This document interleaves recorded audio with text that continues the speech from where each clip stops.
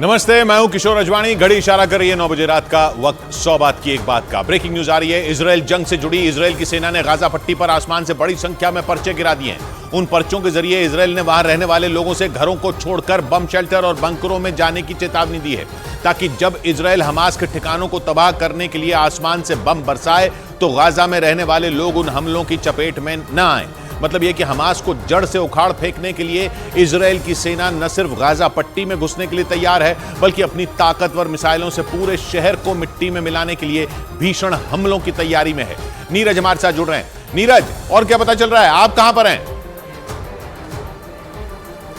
किशोर, एस्केलॉन में हूँ। एस्केलॉन से नज़दीक है, क्योंकि गाजा पट्टी में बेट लहिया एक जगह है, वहाँ इस तरह के लिफलेट्स आईडीएफ की तरफ से गिराए गए हैं। और ये कहा गया है कि आप उस जगह को छोड़िए, क्योंकि अगर आप जगह को नहीं छोड़ेंगे तो बहुत बमबारी हमला किया जाएगा, रॉकेट से, तोप से हमला किया जाएगा। और अगर आप इसकी जद में आते हो तो पैलेस्टीन फिर ये आरोप न लगाए कि सिविलियन को इजराइल की फोर्स ने मारा है। इसके अलावा जो हमास के फाइटर्स हैं, जो उनके टारगेट्स हैं, उन टारगेट्स के आसपास रहने वाले लोगों को भी कहा गया है कि आप वहाँ से हट जाइए, क्योंकि अगर आप हमास आतंकवादी के बगल में रहेंगे तो फिर आप अपनी जान को खतरे में डालेंगे। जी, तो अभी आप जहां पर हैं वहां पर क्या माहौल है? बिल्कुल किशोर, ये एस्केलॉन है। एस्केलॉन का सबसे बड़ा अस्पताल है। यहाँ भी 2 रॉकेट से हमला किया गया था और ये इमरजेंसी सेंटर है। यहाँ जब भी कोई घायल होता है, आप देख सकते हैं इस तरफ तमाम लोगों के लिए, तमाम लोगों को हेल्प के लिए यहाँ सेंटर है। तमाम आर्मी के ऑफिसर या जो हेल्प ग्रुप से जुड़े लोग हैं वो आपको दिखेंगे। इधर इमरजेंसी डिपार्टमेंट है, इधर ट्रॉमा सेंटर है। जब भी कुछ होता है तो यहीं लोगों को लाया जाता है, क्योंकि हर बार अब तक 220 से ज़्यादा मिसाइल एस्केलॉन पे गिर चुका है और जब भी कोई घायल होता है तो उसे यहीं लाया जाता है। लेकिन इस अस्पताल में भी पीछे की तरफ किशोर 2 सेंटर पे मिसाइल गिराए, अभी वहाँ जाने की इजाज़त हमें नहीं मिली। शुक्रिया नीरज आपका। आप महफूज रहें, आप ज़रा ध्यान से रहें। उधर सिर्फ आसमानी हमले ही नहीं, जैसा नीरज ने बताया, बल्कि इजराइल ने अब हमास के खिलाफ जमीनी हमलों की भी तैयारी शुरू कर दी है। इजरायली सेना के मुताबिक गाजा में हमले के लिए उसने अपने कई सैनिकों को तैयार करना शुरू कर दिया और उन्हें बस इजराइल की सरकार के फैसले का इंतजार है। हमास के हमले के बाद इजराइल ने भी उसे मुंह तोड़ जवाब देना शुरू कर दिया और हमास को निशाना बनाते हुए इजराइल में कई हवाई हमले किए। लेकिन हवाई हमलों के बाद अब इजराइल की सेना जमीनी हमले की तैयारी में भी जुट गई, ताकि वो गाजा से हमास का नामो निशान मिटा सके। हालांकि इजराइल की सरकार की तरफ से इस पर कोई फैसला नहीं लिया गया, लेकिन इजराइल की सेना ने अपने 10,000 से ज्यादा सैनिक बॉर्डर पर तैनात कर दिए, जो गाजा में जमीनी हमले करने के लिए सरकार के आदेश का इंतजार कर रहे हैं। और सरकार का आदेश आते ही वो हमास के लड़ाकों पर टूट पड़ेंगे। लेकिन इस बीच आधी रात को गाजा शहर पर इजराइल ने ऐसा खतरनाक हमला किया कि हमास की कमर टूट गई, क्योंकि इस हमले में हमास की कमांडो फोर्स नचाबा का मुख्यालय बर्बाद हो गया। इजराइल की सेना ने जानकारी दी कि हमास के इसी अड्डे से पिछले हफ्ते इजराइल पर हमला हुआ था, जिसे इजराइल ने अपनी एयर स्ट्राइक में निशाना बनाया। इजराइल ने रात के अंधेरे में गाजा शहर पर धुआंधार गोलीबारी की, जो सुबह तक जारी रही, क्योंकि इस बार उसके निशाने पर हमास की खतरनाक कमांडो फोर्स नचाबा थी, जिसके मुख्यालय को इजराइल ने निशाना बनाया और गाजा शहर थर्रा उठा। खूब बम गिरे, जबरदस्त धमाके हुए और चुटकियों में इमारतें खत्म हो गई। यानी हमास के 800 से ज्यादा ठिकानों पर बम गिराने के बाद इजराइल ने हमास के हेडक्वार्टर्स पर धावा बोल दिया और रात में ही आसमान से मौत बरसानी शुरू कर दी, जिससे हमास की कमर ही टूट गई। क्योंकि पहले उसके कई ठिकाने बर्बाद हुए, फिर हमास का बैंक कहे जाने वाले बैत हनून पर बम बरसे और आखिरकार हमास के खूंखार लड़ाकों के ठिकाने को निशाना बनाया गया। क्योंकि इजराइल ने दावा किया कि वहां कत्लेआम मचाने वाले लोग कोई और नहीं बल्कि हमास की नचाबा फोर्स के लड़ाके थे, जिन्होंने गाजा पट्टी से दक्षिणी इजराइल पर निशाना साधा और वहां खून खराबा किया। क्योंकि हमास की कमांडो फोर्स नचाबा में खूंखार लड़ाके हैं, जिन्हें खास तौर पर घात लगाकर हमले करने के लिए तैयार किया जाता है और ये रॉकेट दागने और सुरंगों से हमला करने में माहिर होते हैं। यही नहीं, हमास के आका खुद इन लड़ाकों को चुनते हैं, जिसके बाद इन्हें कड़ी ट्रेनिंग दी जाती है। इजराइल का कहना है कि दक्षिणी इजराइल में नचाबा के लड़ाकों ने अपनी उसी भयंकर ट्रेनिंग का इस्तेमाल किया और इजराइल के लोगों से हैवानियत की, जिसका बदला उसने नचाबा के हेडक्वार्टर्स को बर्बाद करके लिया। और इस हमले में नचाबा का खूंखार लड़ाका मोहम्मद अबू शमला भी मारा गया। इजराइल ने दावा किया कि मोहम्मद अबू शमला के घर को हमास ने अपने हथियार रखने का ठिकाना बनाया हुआ था, जिसे इजराइल ने एक झटके में उड़ा दिया और देखते ही देखते मोहम्मद अबू शमला का घर मलबे में बदल गया। इजराइल की सेना ने जानकारी दी कि गाजा पर रात में किए गए हमले में नचाबा के मुख्यालय समेत उसके खूंखार लड़ाके मोहम्मद अबू शमला की बर्बादी की भी कहानी लिखी गई, क्योंकि मोहम्मद अबू शमला ने अपने घर को हमास के हथियारों का ठिकाना बनाया हुआ था। बड़ी बात यह कि उसका घर गाजा पट्टी के रफा इलाके में था। जो गाजा पट्टी का दूसरा सबसे बड़ा शहर है और उसकी दक्षिणी दिशा में है, यानी मिस्र की सीमा के नजदीक है, क्योंकि दक्षिण में गाजा पट्टी की सीमा मिस्र से लगती है। और वहीं पर हमास के ऐसे हथियार रखे थे जिनसे इजराइल पर हमला किया गया, जिसका बदला इजराइल ने हमास की नचाबा फोर्स के खूंखार लड़ाके मोहम्मद अबू शमला को मार कर लिया और वहां दोनों तरफ से होते हमलों से दहशत मच गई। ब्रिटेन की मीडिया के मुताबिक इजराइल में हमास की तरफ से किए गए एक रॉकेट हमले में ब्रिटेन के विदेश मंत्री बाल बाल बच गए, क्योंकि जिस वक्त हमास ने इजराइल पर हमला किया था उस वक्त ब्रिटेन के विदेश मंत्री इजराइल के दौरे पर थे और अचानक हुए उस हमले में वो अपनी जान बचाने के लिए भागते नजर आए। उस हमले का जो वीडियो सामने आया उसमें ब्रिटेन के विदेश मंत्री के साथ कुछ और लोग भी जान बचाकर भागते दिखाई दिए। हमास के रॉकेट हमले के बाद इजराइल के ओफकीम शहर में सायरन की आवाज गूंजने लगी,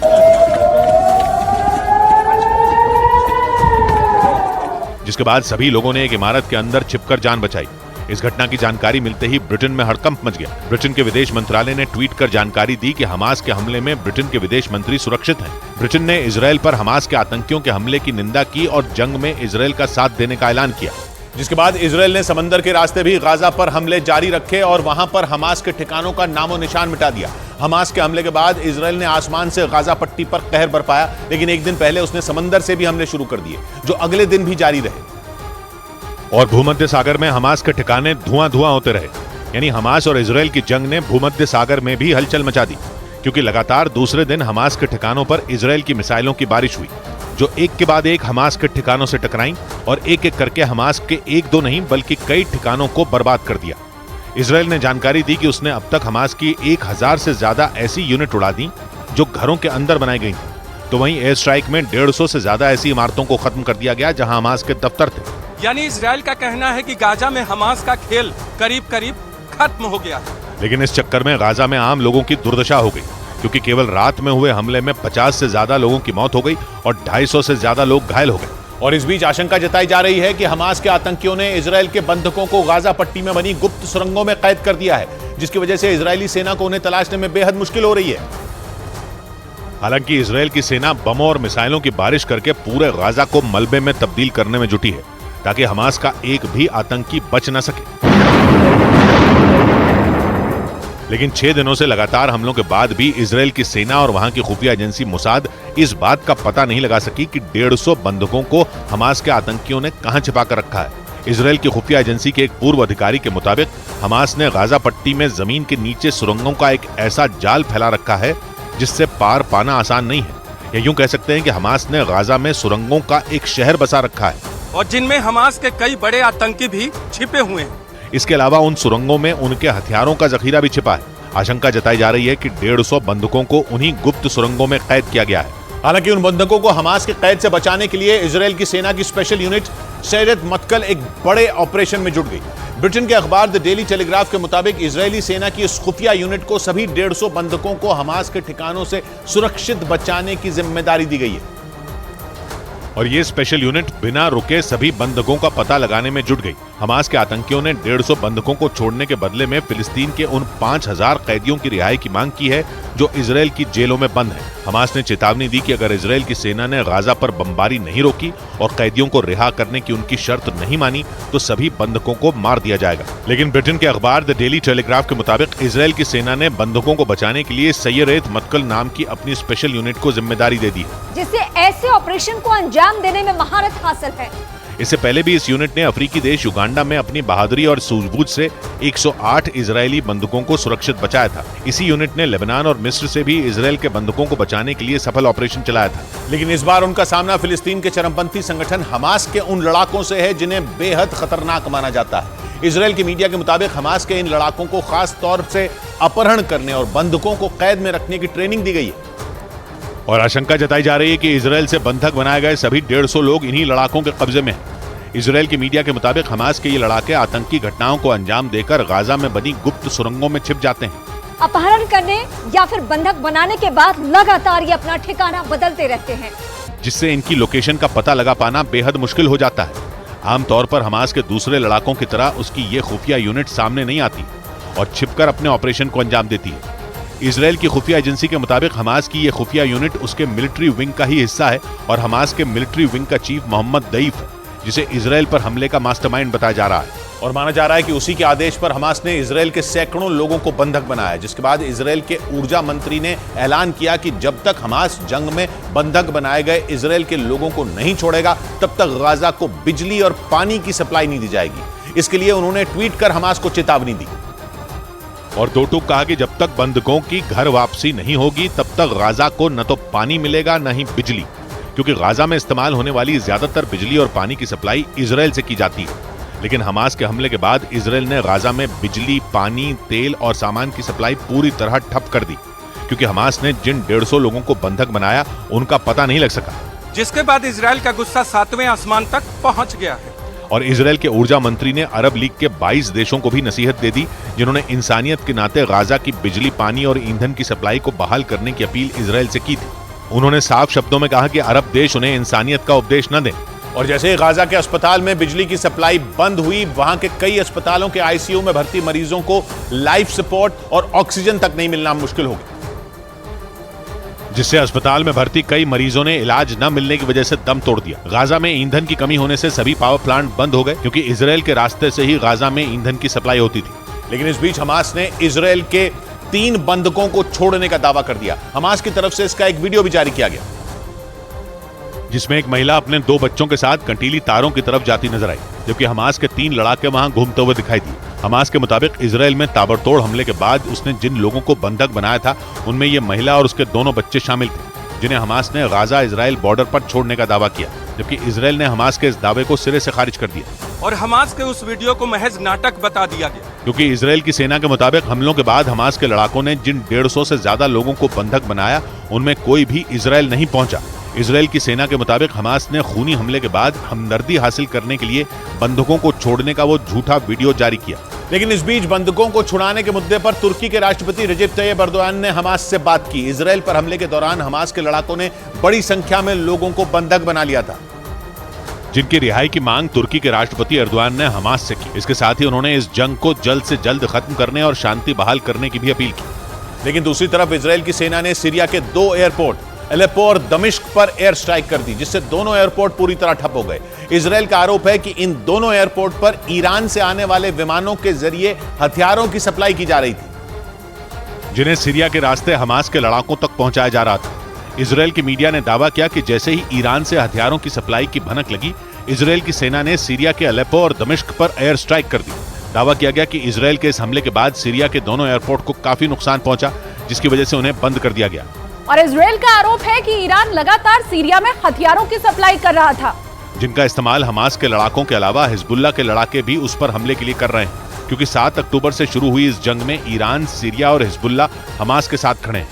इजराइल का आरोप है कि एक रोज पहले भी सीरिया से इजराइल पर हमला किया गया, जिसके बाद इजराइल ने भी सीरिया के सैन्य ठिकानों को निशाना बनाया, जिसका असर यह हुआ कि हमास से 2-2 हाथ कर रहे इजराइल पर हिजबुल्लाह के बहुत बड़े हमले का संकट मंडराने लगा। नौबत यह आ गई कि उत्तरी इजराइल के शहरों में सायरन बजने लगे, क्योंकि हमास के हमले के बाद हिजबुल्लाह सिर उठाने लगा और उसने लेबनान की सीमा से लगे इजराइल के उत्तरी इलाके में रॉकेट दागने शुरू कर दिए, जिसका इजराइल की सेना ने भी जवाब दिया और गोलीबारी शुरू हो गई। नतीजा यह हुआ कि इजराइल को लेबनान बॉर्डर पर जंग छिड़ने की चिंता सताने लगी। खतरा इतना बढ़ गया कि उत्तरी इजराइल के मेतुला शहर में सायरन बजने लगे।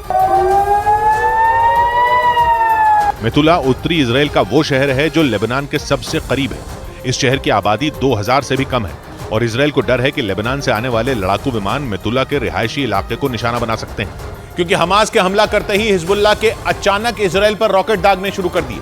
यही नहीं, उसने हमास का समर्थन करने का ऐलान भी कर डाला। हिजबुल्लाह लेबनान का वो संगठन है जिसे ईरान का समर्थन हासिल है और ईरान से उसके लड़ाकों को हथियार और पैसे दोनों मिलते हैं, जिनके दम पर हिजबुल्लाह के लड़ाके इजराइल की ताकतवर सेना को आंखें दिखा रहे हैं। हिजबुल्लाह दावा करता है कि उसके पास 1 लाख लड़ाके हैं, जिनके पास 1 लाख से ज्यादा मिसाइलें हैं, जिनमें लंबी दूरी की मिसाइलें भी शामिल हैं, जिनकी रेंज इतनी है कि पूरा का पूरा इजराइल स्वाहा हो जाए।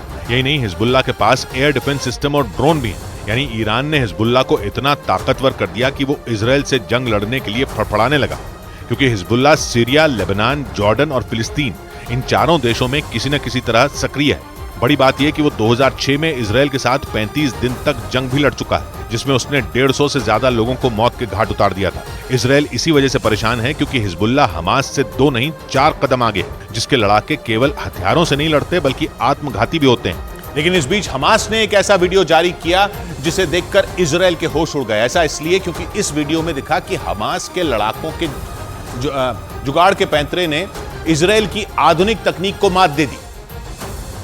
और इजराइल ये जानकर हैरान रह गया कि उस पर जिन 5000 रॉकेटों से हमला हुआ वो असल में पानी के पाइपों से बने थे। हमास ने जो वीडियो जारी किया उसमें कुछ लोग लोहे से बने पानी के पाइपों को जमीन से निकालते दिखे। इसके बाद उन पाइपों को बारूद से भरा गया और फिर हमास के लड़ाकों ने उन्हें रॉकेट की शक्ल दे दी। क्योंकि इजराइल की नाक के नीचे से मिसाइलों और रॉकेटों का इतना बड़ा जखीरा इकट्ठा करना लगभग नामुमकिन सा काम था। और माना जा रहा है कि इसी वजह से हमास ने जमीन में गड़ी पानी की पाइपलाइन को ही रॉकेटों में बदल दिया। इस वीडियो में आगे दिखा कि हमास के कुछ लड़ाकों ने इन रॉकेटों को दागने के लिए अंडरग्राउंड लॉन्चर भी तैयार किए। मतलब जमीन के अंदर से निकले रॉकेट ने इजराइल के सुरक्षा कवच को भेदा। आशंका जताई गई कि इसी वजह से इजराइल ये अंदाजा नहीं लगा पाया कि आखिर हमास ने कहां से रॉकेट दागे, जिसका असर ये हुआ कि एक ही रात में हमास ने इजराइल को पूरी तरह झकझोर कर रख दिया। और इस बीच इजराइल की सेना ने हमास के हमले से जुड़ा एक बहुत बड़ा दावा कर दिया। सऊदी अरब के न्यूज चैनल अल अरबिया के मुताबिक इजराइल की सेना ने यह कबूल किया कि हमास के हमले की जानकारी उसे पहले ही मिल गई थी। इससे पहले मिस्र ने भी कहा था कि उसने हमले के बारे में इजराइल को आगाह किया था। लेकिन इजराइल ने हमास के हमले की उस खुफिया जानकारी को नजरअंदाज कर दिया, जिसकी वजह से वहां हमास के लड़ाकों ने कत्लेआम किया और 1200 से ज्यादा इजरायलियों की जान ले ली। इजराइल की सेना के मुताबिक उस खुफिया जानकारी को उसने गंभीरता से नहीं लिया, क्योंकि उसे अंदाजा ही नहीं था कि हमास इतना बड़ा हमला कर देगा। यानी हमास के हमले में मारे गए सैकड़ों लोगों की जिंदगी को खुद इजराइल की सेना ने ही दांव पर लगा दिया। इजराइल की मीडिया के मुताबिक हमले से कुछ घंटे पहले वहां के कई बड़े अधिकारियों को भी इसके संकेत मिले थे, लेकिन उनकी भी अनदेखी कर दी गई। इसीलिए 7 अक्टूबर को हमास के हमले के बाद से ही इजराइल की खुफिया एजेंसी और सेना पर सवाल उठ रहे थे। लेकिन अब इजराइल की सेना ने ही कबूल कर लिया कि उसे पहले ही हमले की जानकारी मिल चुकी थी। और इजराइल की सेना ने इस कबूलनामे से पहले अमेरिका ने भी चेतावनी दी कि दावा किया कि इजराइल को मिस्र ने गाजा की तरफ से बढ़ रहे खतरे की जानकारी दी थी। लेकिन उस वक्त इजराइल की नजर गाजा पर नहीं बल्कि वेस्ट बैंक पर थी। जिसके बाद 7 अक्टूबर को हमास ने इजराइल पर 5000 रॉकेट दागकर पूरी दुनिया को हिला दिया। लेकिन इजराइल ने मिस्र के दावे को भी गलत बता दिया। इसके बाद अमेरिका ने भी दावा किया कि इजराइल को हमास के हमले से कुछ घंटे पहले ही मिस्र की खुफिया रिपोर्ट मिल गई थी, लेकिन इजराइल ने उसे गंभीरता से नहीं लिया। और हमले के बाद खुफिया एजेंसी मोसाद पर उठ रहे सवालों को प्रधानमंत्री नेतन्याहू लगातार फर्जी और बेकार बताते रहे। जबकि अब इजराइल की सेना ने खुद कबूल किया कि हमले से पहले उनके पास खुफिया जानकारी थी, लेकिन वो हमास के इतने बड़े हमले के बारे में अंदाजा लगा पाने में नाकाम रहे, जिसकी वजह से हमास का यह हमला इजराइल में पिछले 50 साल में सबसे बड़ा नरसंहार साबित हुआ। जिसके बाद अमेरिका के राष्ट्रपति जो बाइडेन ने हमास के खिलाफ इजराइल का हर हाल में साथ देने का वादा कर दिया। बाइडेन के मुताबिक जंग के हालात पर लगातार उनकी नजर बनी हुई है और इसे लेकर वो इजराइल के प्रधानमंत्री से कई बार बातचीत भी कर चुके हैं। और बाइडेन ने इस बात की भी पुष्टि कर दी कि हमास के हमले के बाद अमेरिका ने इजराइल को जंग के लिए सैन्य मदद भेजी। इतना ही नहीं, अमेरिकी राष्ट्रपति ने इजराइल पर हुए हमास के हमले को आतंकी कार्रवाई करार दिया और साफ कह दिया कि हमास के हमलों को किसी भी तरीके से जायज नहीं ठहराया जा सकता। My commitment to Israel's security and the safety of the Jewish people is unshakable. Biden ने इजराइल का खुलकर समर्थन तो किया ही, साथ ही उसे जल्द ही और ताकतवर हथियार देने की भी बात कही, ताकि इजराइल ने हमास के खात्मे की जो कसम खाई है उसे वो पूरी कर सके। और इसी कड़ी में जंग के बीच अमेरिका के रक्षा मंत्री लॉयड ऑस्टिन सुबह इजराइल पहुंच जाएंगे। उनके इस दौरे से पहले अमेरिका के विदेश मंत्री एंटनी ब्लिंकन ने इजराइल पहुंचकर वहां के प्रधानमंत्री बेंजामिन नेतन्याहू से मुलाकात की और जंग में हमास के खिलाफ इजराइल का समर्थन करने का ऐलान किया।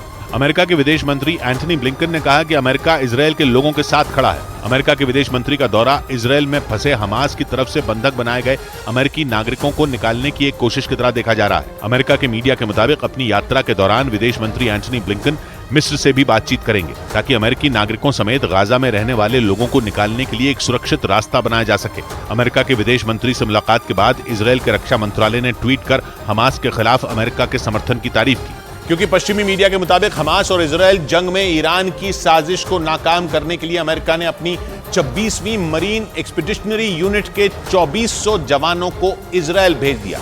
2 रोज पहले अमेरिका ने अपने एक एयरक्राफ्ट कैरियर को इजराइल के पास भूमध्य सागर में तैनात कर दिया था। और इसके अलावा अमेरिका से इजराइल को हथियारों की एक खेप भी मिल चुकी है। लेकिन पश्चिमी मीडिया के मुताबिक अमेरिका को शक है कि पीठ पीछे से हमास की मदद करने वाला ईरान इजराइल के खिलाफ कोई नई साजिश रच सकता है। दावा किया गया कि इसीलिए अमेरिका ने इजराइल से करीब 1500 किलोमीटर दूर कुवैत में ड्रिल के लिए गई अपनी स्पेशल फोर्स के 2400 जवानों को इजराइल भेजने का फैसला कर लिया, जो भूमध्य सागर में तैनात अमेरिका के USS Gerald R Ford aircraft carrier पर मौजूद रहेगी और वहां से ईरान की हर हरकत पर नजर रखेगी। पश्चिमी मीडिया के मुताबिक अमेरिकी स्पेशल फोर्सेस के ये जवान बेहद खूंखार हैं। 9/11 के बाद अमेरिका ने ओसामा और उसके संगठन से निपटने के लिए अफगानिस्तान में सबसे पहले इसी 26वीं मरीन एक्सपीडिशनरी यूनिट की तैनाती की थी। और इस बीच लगातार हमास की पीठ थपथपाने में लगे ईरान को भी अमेरिका की सेना प्रमुख ने सख्त चेतावनी दे दी। उन्होंने ईरान को दो टूक कह दिया कि वो इजराइल की जंग में कूदने की गलती कतई न करे। ऐसा इसलिए क्योंकि जब से हमास ने इजराइल पर जमीन, आसमान और समंदर से धावा बोला है, ईरान तभी से इजराइल की बर्बादी का जश्न मनाने में जुटा है। वो खुलकर हमास के साथ खड़ा है। अमेरिका को इसी बात का डर है कि अगर ईरान सीधे सीधे इजराइल की लड़ाई में कूद पड़ा तो ये युद्ध हमास और इजराइल का न रहकर आसपास के देशों में भी फैल जाएगा और फिर इस खून खराबे को रोक पाना बस से बाहर होगा। इसीलिए अमेरिकी सेना प्रमुख ने ईरान को चेतावनी दी कि वो इस युद्ध से दूर रहे, क्योंकि अमेरिका नहीं चाहता कि ये लड़ाई और बढ़े। और अमेरिका ने सिर्फ चेतावनी नहीं दी बल्कि इस बात की जांच शुरू भी कर दी कि हमास के इस हमले में ईरान का हाथ था या नहीं, क्योंकि इजराइल पहले दिन से इसे ईरान की साजिश बताता आया। और इजराइल के रक्षा मंत्री ने तो दो टूक कह दिया था कि हमास में इतनी ताकत ही नहीं है कि वो अकेले इजराइल से टकरा सके, जिसके बाद ये आशंका जताई गई थी कि इस हमले के लिए ईरान ने पर्दे के पीछे से हमास की मदद की।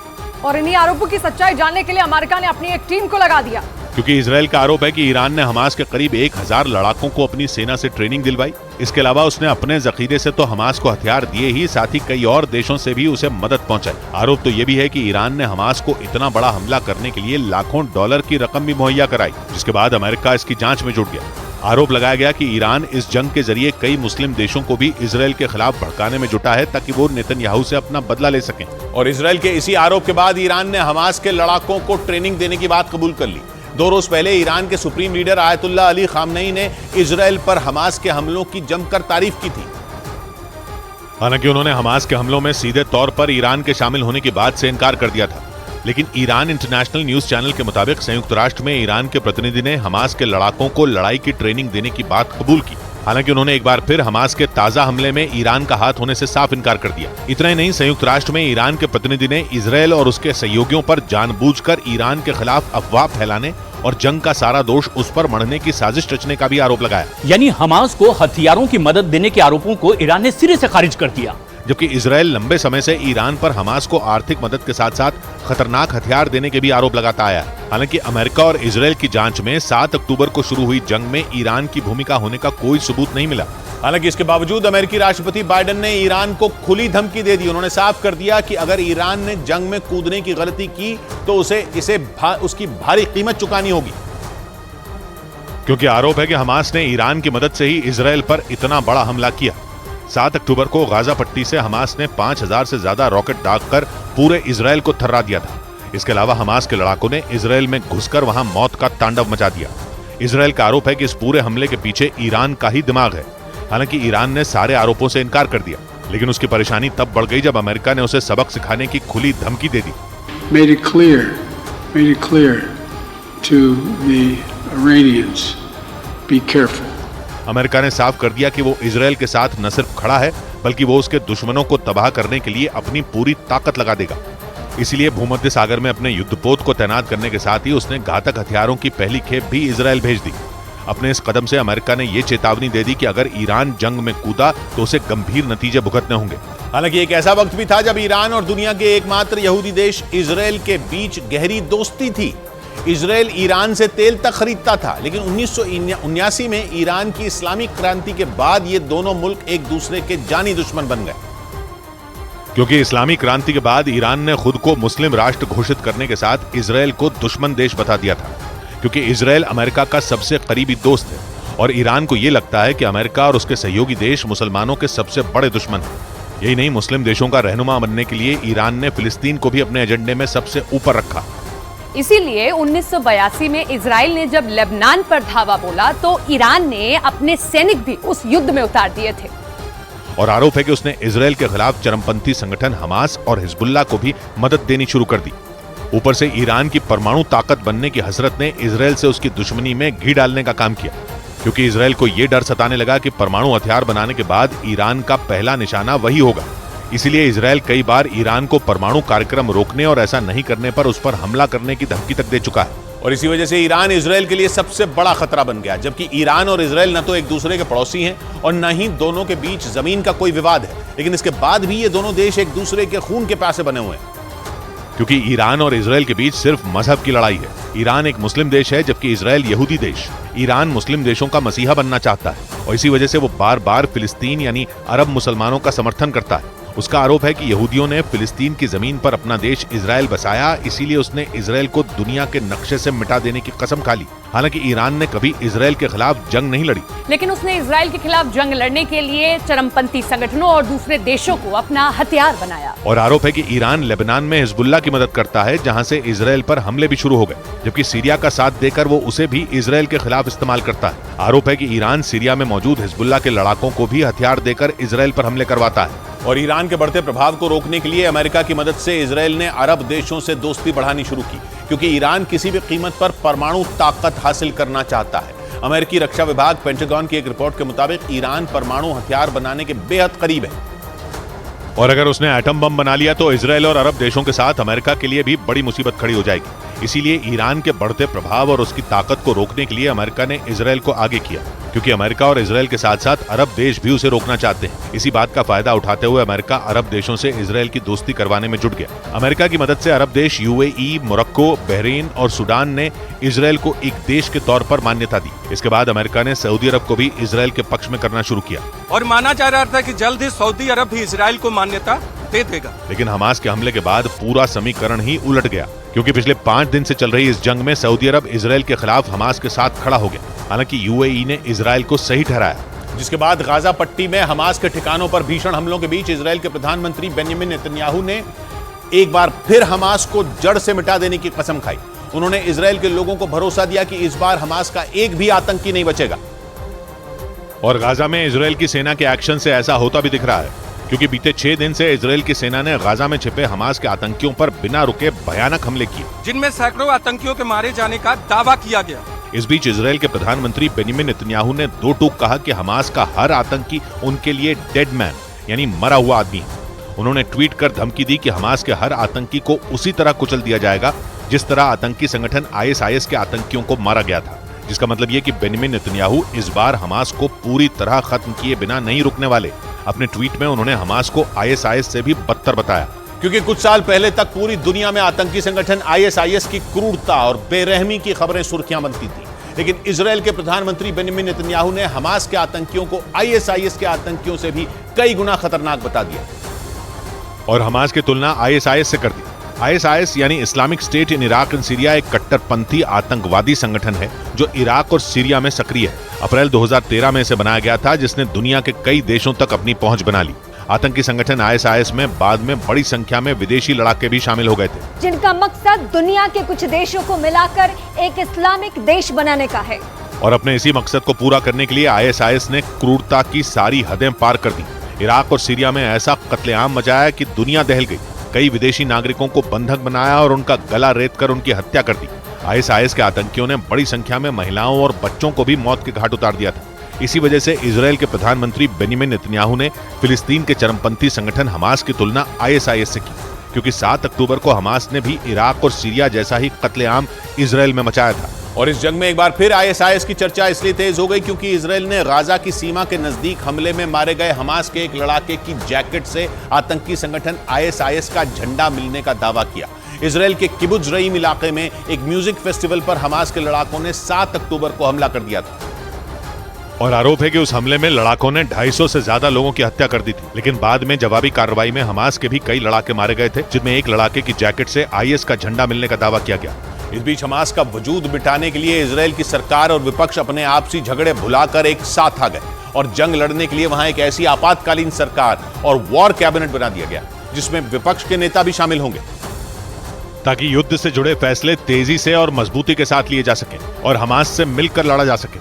बीते शनिवार को जब से इजरायल की सरकार ने हमास के खिलाफ जंग छेड़ने का ऐलान किया था, तभी से इजरायल में आपातकालीन सरकार बनाने की मांग उठाई जा रही थी। और कई बैठकों के बाद आखिरकार इजरायल ने आपातकालीन सरकार और वॉर कैबिनेट बनाने का ऐलान कर दिया, जिसमें इजरायल के प्रधानमंत्री बेनिमिन नेतन्याहू, विपक्ष की नेशनल यूनिटी पार्टी के नेता बेनी गैंट्स और इजरायल के रक्षा मंत्री शामिल होंगे।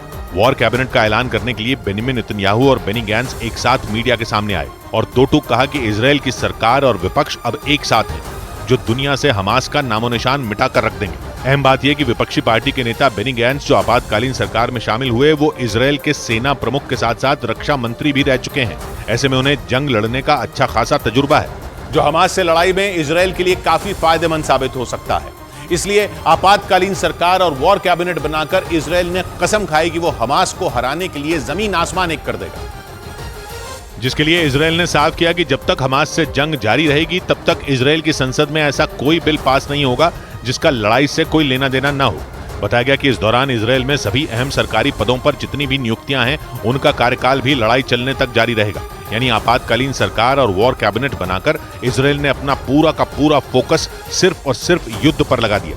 अब जब तक लड़ाई खत्म नहीं होती तब तक इजरायल का सिर्फ एक ही मकसद है, हमास का खात्मा। लेकिन हमास ने दावा किया कि वो लंबी लड़ाई के लिए पूरी तरह तैयार है। इजरायल की मीडिया ने वहां के सेना प्रमुख के हवाले से दावा किया कि हमास ने इजरायल पर हमले की रफ्तार धीमी कर दी, जो उसकी लंबी जंग की तैयारी को दिखाता है।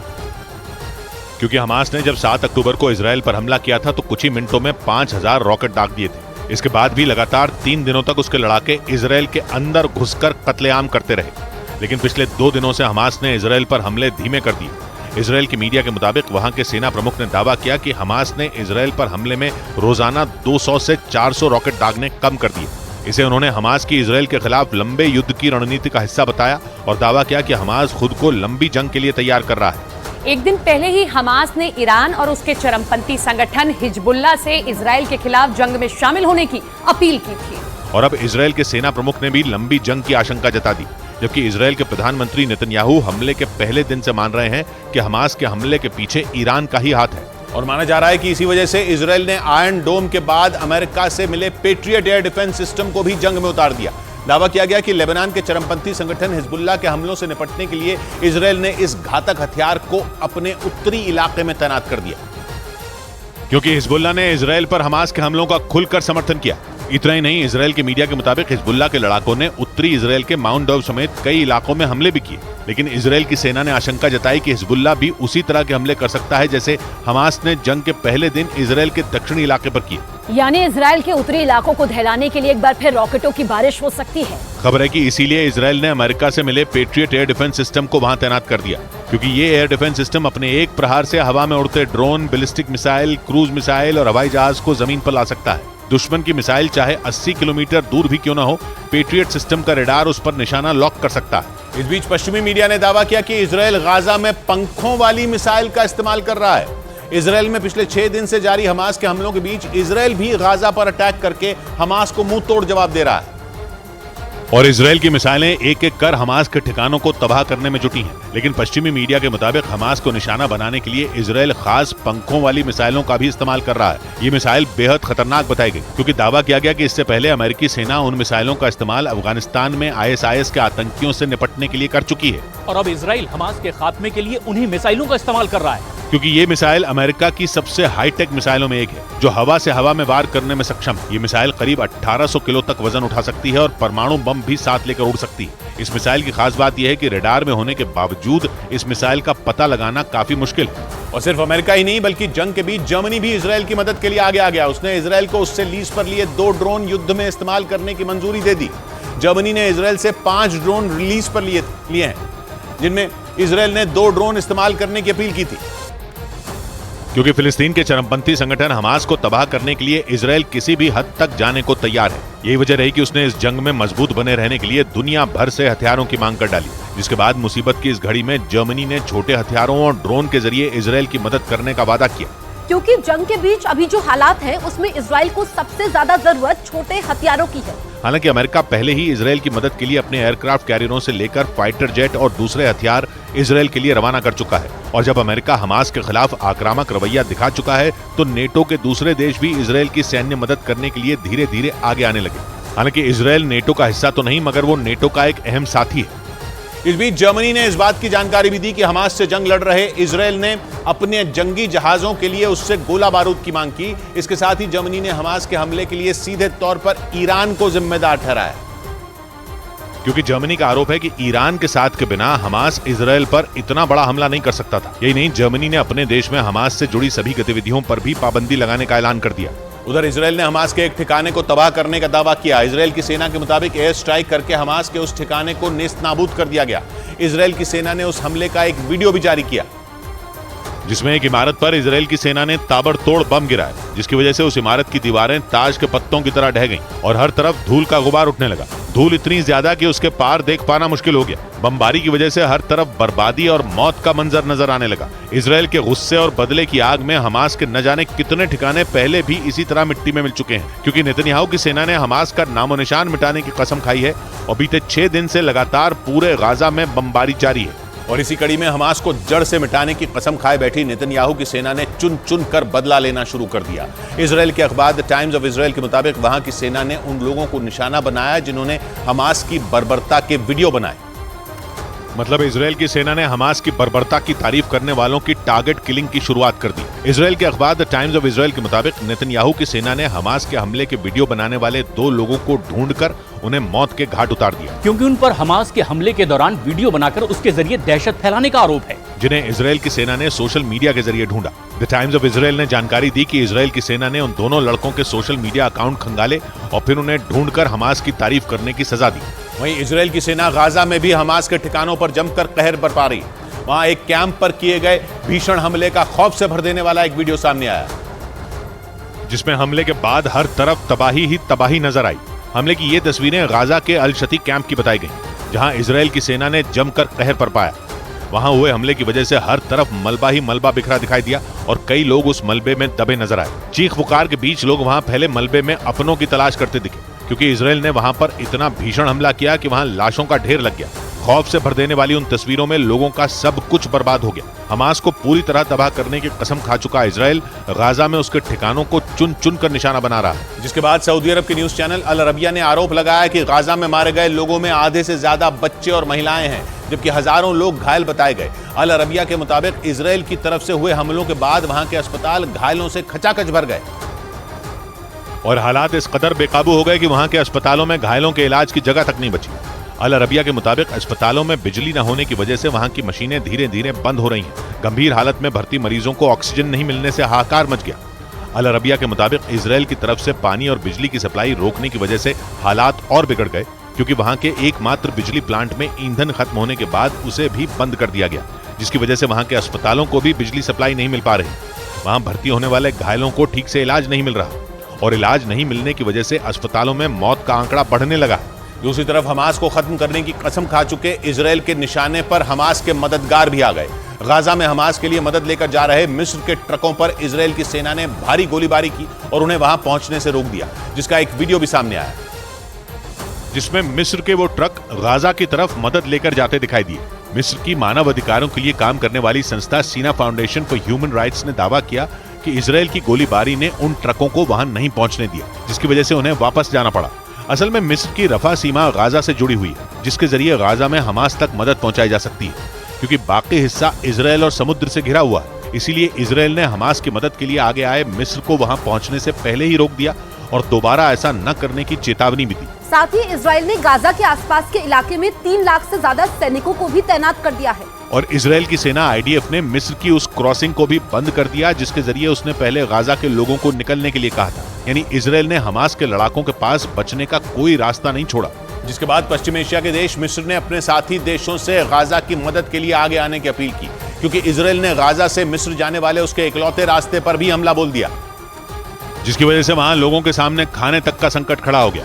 जिसके बाद मिस्र ने अपने साथी देशों से गाजा की मदद के लिए आगे आने की अपील की, क्योंकि कुछ रोज पहले इजरायल की सेना के जोरदार हमलों के बाद मिस्र से गाजा जाने वाले इकलौते रास्ते को भी बंद कर दिया गया था, जिसकी रिफा सीमा गाजा से जुड़ी हुई और उसके जरिए गाजा में हमास तक मदद पहुंचाई जाती है, क्योंकि उसका बाकी हिस्सा इजरायल और समुद्र से घिरा हुआ है। यानी फिलिस्तीनियों के पास गाजा से निकलने का कोई भी सुरक्षित रास्ता नहीं बचा।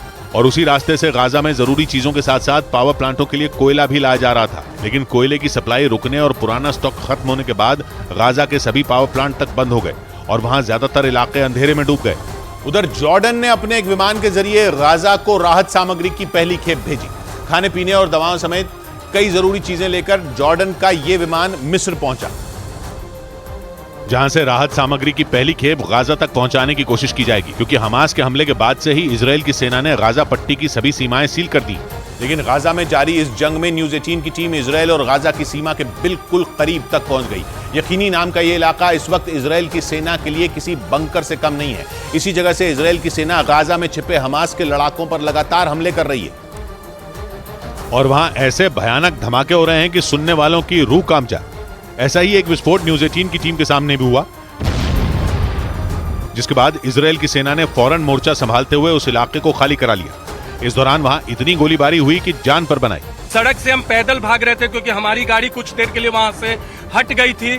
यकीनी में गाजा और इजरायल की सीमा के सबसे करीब पहुंची न्यूज 18 की टीम को वहां इजरायल की कई तोपें और बख्तरबंद गाड़ियां भी नजर आईं। इसके अलावा ये जानकारी भी मिली कि इजरायल की फौज की एक बड़ी टुकड़ी यकीनी में जल्द ही पहुंच जाएगी, जिसके बाद ये आशंका जताई जाने लगी कि इजरायल की फौज जल्द ही गाजा में घुसकर हमास को मिटाने के लिए किसी बड़े ऑपरेशन को अंजाम दे सकती है। और इसका असर भी दिखने लगा। इजरायल की सेना ने वेस्ट बैंक के जनीन शहर में तैनाती बढ़ा दी, क्योंकि वहां पर फिलिस्तीन के शरणार्थी कैंप हैं और इजरायल आरोप लगाता रहा है कि उन कैंपों में हमास के लड़ाकों को पनाह मिलती है। और इसलिए गाजा पट्टी के बाद इजरायल की सेना ने वेस्ट बैंक के जनीन शहर का रुख किया। यही नहीं, फिलिस्तीन ने आरोप लगाया कि वेस्ट बैंक में मौजूद इजरायल की सेना की गोली से फिलिस्तीन के 2 नागरिकों की मौत हो गई, जिसने मामले को और गर्मा दिया और लगने लगा कि इजरायल की सेना गाजा पट्टी के बाद जनीन शहर में जंग लड़ने की तैयारी में है, जिसके लिए उसकी सेना की एक बड़ी टुकड़ी जनीन जाने के लिए रवाना हो चुकी है। क्योंकि शरणार्थियों का शहर कहा जाने वाला वेस्ट बैंक का जनीन इजरायल के निशाने पर है, जो फिलिस्तीन और इजरायल की लड़ाई का अगला मैदान बन सकता है। क्योंकि इजरायल कहता है कि जनीन के शरणार्थी कैंपों में हमास के लड़ाकों को भी शरण मिलती है। इस चक्कर में इजरायल ने जुलाई में जनीन के शरणार्थी कैंपों पर ड्रोन अटैक कर दिया था, जिसमें 3 लोगों की मौत हो गई थी, जिसके बाद इजराइल ने कहा कि वो तीनों हमास के लड़ाके थे, जबकि फिलिस्तीन ने दावा किया कि वो उसके नागरिक थे, जिसकी वजह से इजरायल और फिलिस्तीन के बीच जनीन के शरणार्थी कैंप पर हुए हमले के मुद्दे पर झगड़ा बढ़ गया था। माना जा रहा है कि इजरायल को जनीन से हमले का डर है और इसीलिए उसकी सेना वेस्ट बैंक के जनीन शहर रवाना हो गई। क्योंकि भले ही वेस्ट बैंक पर इजरायल का कब्जा हो, लेकिन उसके जनीन शहर में बने शरणार्थी कैंपों में इजरायल के कट्टरपंथी संगठनों की चलती है, जिनमें हमास और फतह जैसे संगठन शामिल हैं, जिसकी वजह से शरणार्थी कैंपों में वर्चस्व की लड़ाई शुरू हो गई थी, जिसका इजरायल ने फायदा भी उठाया था, क्योंकि फतह और हमास दोनों ही फिलिस्तीन के संगठन हैं। लेकिन उनकी विचारधारा अलग है। जहां एक और फतेह वेस्ट बैंक में बातचीत से मामले को सुलझाना चाहता है, वहीं दूसरी ओर हमास हिंसा के रास्ते पर चलता है और इसीलिए वेस्ट बैंक के जनीन शहर के कैंपों में हिंसा होती है। लेकिन इस बार झगड़ा फिलिस्तीन और इजरायल में है, क्योंकि फिलिस्तीन के एक बड़े हिस्से पर हमास का नियंत्रण है और इजरायल को शक है कि वेस्ट बैंक के जनीन शहर में हमास के लड़ाके इकट्ठा हो रहे हैं। क्योंकि भले ही 1967 के युद्ध में इजरायल ने वेस्ट बैंक और पूर्वी यरूशलेम पर कब्जा कर लिया था, लेकिन इसके 40% हिस्से पर फिलिस्तीन के कट्टरपंथी संगठन का कब्जा है, क्योंकि इस हिस्से में फिलिस्तीन के शरणार्थी कैंप है और वहाँ पर इजरायल का कानून नहीं चलता, जिसकी वजह से इजरायल परेशान रहता है। और हमास के इजरायल पर सबसे बड़े हमले के बाद तो ये संकट बढ़ गया, क्योंकि हमास वेस्ट बैंक के रास्ते भी इजरायल में घुस सकता है और अगर ऐसा हुआ तो फिर तो इजरायल को गाजा पट्टी और वेस्ट बैंक में एक साथ जंग लड़नी होगी। इस बीच ऑपरेशन अजय के तहत 200 भारतीयों को इजरायल से लाया जा रहा है। इजरायल में फंसे भारतीयों के लिए केंद्र सरकार ने ऑपरेशन अजय की शुरुआत की, जिसके तहत तेल अवीव से विशेष विमान के जरिए इजरायल से करीब 200 भारतीय विमान लौट रहे हैं। We are keeping a close watch on developments as well as what steps we need to take. इसके साथ ही इजरायल में रह रहे भारत के लोगों के लिए विदेश मंत्रालय ने एक एडवाइजरी भी जारी की, जिसमें बताया गया कि इजरायल से भारत लौटने के लिए लोग वहां दूतावास से संपर्क कर सकते हैं। और जंग के बीच समर्थन के लिए इजरायल ने भारत का शुक्रिया अदा किया। दिल्ली में इजरायल के राजदूत ने एक बयान जारी करते हुए प्रधानमंत्री नरेंद्र मोदी की तारीफ की और इजरायल का समर्थन करने पर भारत की सराहना की। इजरायल के राजदूत के मुताबिक दोनों देशों के बीच की नजदीकियों को शब्दों में बयां करना मुश्किल है। India and Israel, the closeness is something that I cannot even explain. I don't know how to. I understand it. I cannot explain it. It's something very emotional, very deep. इस दौरान उन्होंने इजरायल के प्रधानमंत्री Benjamin Netanyahu और PM Modi की हुई बातचीत का भी जिक्र किया। उधर उत्तर अमेरिकी देश मेक्सिको ने भी इजरायल से अपने कई नागरिकों को सुरक्षित एयरलिफ्ट कर लिया। हमास के भीषण हमलों के बाद वो नागरिक इजरायल के कई शहरों में फंसे हुए थे। जिन्हें रेस्क्यू करने के लिए मेक्सिको की सरकार ने अपने विमान भेजे और इजराइल से उन्हें सुरक्षित बाहर निकाल लिया। एयरलिफ्ट किए जाने के बाद सभी नागरिक मेक्सिको की सरकार का शुक्रिया अदा करते नजर आए। इस बीच फ्रांस की राजधानी पेरिस में पुलिस ने हमास के समर्थन में प्रदर्शन करने वालों पर लाठीचार्ज कर दिया। पेरिस में फिलिस्तीन के चरमपंथी संगठन हमास के समर्थन में हजारों लोग प्रदर्शन कर रहे थे और इस दौरान उन्होंने इजराइल के खिलाफ जमकर नारेबाजी की, जिसके बाद फ्रांस की पुलिस वहां पहुंची और प्रदर्शनकारियों को हटाने के लिए लाठीचार्ज किया। 7 अक्टूबर को इजराइल में हुए हमास के हमले के बाद फ्रांस ने इजराइल को पूरा सहयोग देने का ऐलान कर दिया था और इसीलिए फ्रांस की पुलिस ने हमास के समर्थन में प्रदर्शन करने की अनुमति नहीं दी थी। लेकिन इसके बावजूद हमास के समर्थक बड़ी संख्या में वहां प्रदर्शन करने पहुंच गए। ऐसे में पुलिस ने उन्हें हटाने की कोशिश की, लेकिन वो प्रदर्शनकारी पुलिस से ही भिड़ गए, जिसके बाद पुलिस ने प्रदर्शनकारियों को तितर-बितर करने के लिए लाठियां बरसाई। इस दौरान पुलिस ने कुछ प्रदर्शनकारियों को हिरासत में भी लिया। उधर हमास ने इजराइल के स्तेरोद में एक पुलिस स्टेशन पर कब्जे का दावा किया, जिसका एक वीडियो भी सामने आया। इस वीडियो में हमास के लड़ाके ताबड़तोड़ गोलियां चलाते दिखे और भागते हुए पुलिस की एक गाड़ी के पीछे छिप गए। इसका जो वीडियो सामने आया उसमें हमास के लड़ाके बंदूक चलाते हुए एक पुलिस स्टेशन के अंदर भागते दिखे। इस दौरान वहां मौजूद इजराइल पुलिस के जवान भी उनका सामना करने के लिए पूरी तरह तैयार दिखे। तभी अचानक वहां जोरदार फायरिंग शुरू हो गई। इसके बाद जो हुआ, ब्रेक के बाद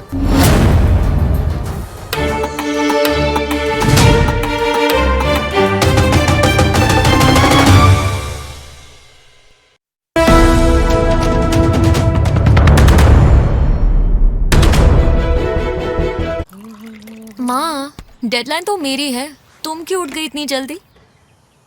मैं नहीं कर पाऊंगी ये सब अपने बच्चों के लिए। पहले ना मैं भी यही कहती थी।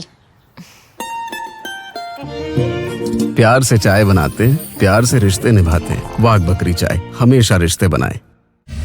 ये नया इंडिया, नए नजरिए का इंडिया, जहां लोगों का नंबर 1 भरोसा बनता है वो जो उनके मुद्दे, उनकी आवाज निडर होकर उठाता है। लोगों की नंबर 1 पसंद बनता है वो जो सिर्फ रफ्तार नहीं, जिम्मेदारी पर भी विश्वास रखता है। देश का नंबर 1 न्यूज चैनल बनता है वो जो देश हित और जनहित दोनों को सर्वोपरि समझता है। न्यूज़ 18 इंडिया, नए इंडिया का नया नंबर 1 न्यूज चैनल। मैंने फैन से पूछा था कि कौन से वेलनेस ड्रिंक की रेसिपी जानना चाहेंगे, एंड दे चोज मसाला चाय। हमें इनकी कोई जरूरत नहीं है, मैं सारे इंग्रेडिएंट्स यहाँ हैं। 7 मसालों की गुड लिस्ट जो बढ़ाए आपकी वेलनेस। परफेक्ट मसाला चाय अब कोई भी बना पाए। वाघ बकरी spice T.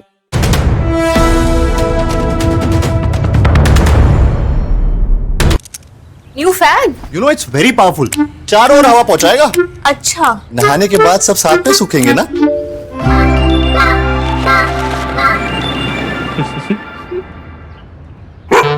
Finolex Boomerang ceiling fans with stylish new age designer blades. No stress, Finolex. Israel ने अब हमास के खिलाफ जमीनी हमलों की भी तैयारी शुरू कर दी है। इजरायली सेना के मुताबिक गाजा में हमले के लिए उसने अपने कई सैनिकों को तैयार करना शुरू कर दिया और उन्हें बस इजराइल की सरकार के फैसले का इंतजार है। हमास के हमले के बाद इजराइल ने भी उसे मुंह तोड़ जवाब देना शुरू कर दिया और हमास को निशाना बनाते हुए इजराइल में कई हवाई हमले किए। लेकिन हवाई हमलों के बाद अब इजराइल की सेना जमीनी हमले की तैयारी में भी जुट गई ताकि वो गाजा से हमास का नामो निशान मिटा सके। हालांकि इजराइल की सरकार की तरफ से इस पर कोई फैसला नहीं लिया गया, लेकिन इजराइल की सेना ने अपने 10,000 से ज्यादा सैनिक बॉर्डर पर तैनात कर दिए जो गाजा में जमीनी हमले करने के लिए सरकार के आदेश का इंतजार कर रहे हैं और सरकार का आदेश आते ही वो हमास के लड़ाकों पर टूट पड़ेंगे। लेकिन इस बीच आधी रात को गाजा शहर पर इजराइल ने ऐसा खतरनाक हमला किया कि हमास की कमर टूट गई, क्योंकि इस हमले में हमास की कमांडो फोर्स नचाबा का मुख्यालय बर्बाद हो गया। इजराइल की सेना ने जानकारी दी कि हमास के इसी अड्डे से पिछले हफ्ते इजराइल पर हमला हुआ था, जिसे इजराइल ने अपनी एयर स्ट्राइक में निशाना बनाया। इजराइल ने रात के अंधेरे में गाजा शहर पर धुआंधार गोलीबारी की जो सुबह तक जारी रही, क्योंकि इस बार उसके निशाने पर हमास की खतरनाक कमांडो फोर्स नचाबा थी, जिसके मुख्यालय को इजराइल ने निशाना बनाया और गाजा शहर थर्रा उठा। खूब बम गिरे, जबरदस्त धमाके हुए और चुटकियों में इमारतें खत्म हो गई। यानी हमास के 800 से ज्यादा ठिकानों पर बम गिराने के बाद इजराइल ने हमास के हेडक्वार्टर्स पर धावा बोल दिया और रात में ही आसमान से मौत बरसानी शुरू कर दी, जिससे हमास की कमर ही टूट गई, क्योंकि पहले उसके कई ठिकाने बर्बाद हुए, फिर हमास का बैंक कहे जाने वाले बैत हनून पर बम बरसे और आखिरकार हमास के खूंखार लड़ाकों के ठिकाने को निशाना बनाया गया। क्योंकि इजराइल ने दावा किया कि वहां कत्लेआम मचाने वाले लोग कोई और नहीं बल्कि हमास की नचाबा फोर्स के लड़ाके थे, जिन्होंने गाजा पट्टी से दक्षिणी इजराइल पर निशाना साधा और वहां खून खराबा किया, क्योंकि हमास की कमांडो फोर्स नचाबा में खूंखार लड़ाके हैं जिन्हें खास तौर पर घात लगाकर हमले करने के लिए तैयार किया जाता है, और ये रॉकेट दागने और सुरंगों से हमला करने में माहिर होते हैं। यही नहीं, हमास के आका खुद इन लड़ाकों को चुनते हैं, जिसके बाद इन्हें कड़ी ट्रेनिंग दी जाती है। इजराइल का कहना है कि दक्षिणी इजराइल में नचाबा के लड़ाकों ने अपनी उसी भयंकर ट्रेनिंग का इस्तेमाल किया और इजराइल के लोगों से हैवानियत की, जिसका बदला उसने नचाबा के हेडक्वार्टर्स को बर्बाद करके लिया। और इस हमले में नचाबा का खूंखार लड़ाका मोहम्मद अबू शमला भी मारा गया। इजराइल ने दावा किया कि मोहम्मद अबू शमला के घर को हमास ने अपने हथियार रखने का ठिकाना बनाया हुआ था, जिसे इजराइल ने एक झटके में उड़ा दिया और देखते ही देखते मोहम्मद अबू शमला का घर मलबे में बदल गया। इजराइल की सेना ने जानकारी दी कि गाजा पर रात में किए गए हमले में नचाबा के मुख्यालय समेत उसके खूंखार लड़ाके मोहम्मद अबू शमला की बर्बादी की भी कहानी लिखी गई, क्योंकि मोहम्मद अबू शमला ने अपने घर को हमास के हथियारों का ठिकाना बनाया हुआ था।